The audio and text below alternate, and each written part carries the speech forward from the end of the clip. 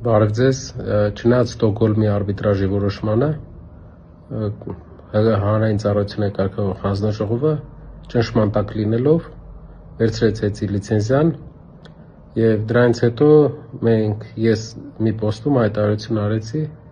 ասացի, որ ՀԵՑ-ը այս մարդկանց պետք է, որպեսզի դառնա Քաջյանի պղնձամոլիբդենայինի պես ՔՊ-ն ֆինանսավորող եւս մի կառույց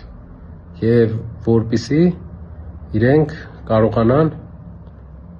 ընտրությունների ժամանակ օգտագործեն որպես գործիք։ Իրենց չի հետաքրքրում ոչ տնտեսական վիճակը, ոչ տնտեսության համբավը, ոչ միջազգային արբիտրաժը։ Դրանից հետո երբեմն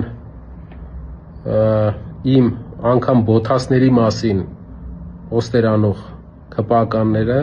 մի անգամ երբ գնացել էի Վեարան, բոթասիս անգամ գույնի մասին էին պոստ արել, ոչ մի ծպտուն չանեցին իմ այս հայտարարությունից հետո։ Իսկ գիտեք, քիչ անեցին։ Գիտեք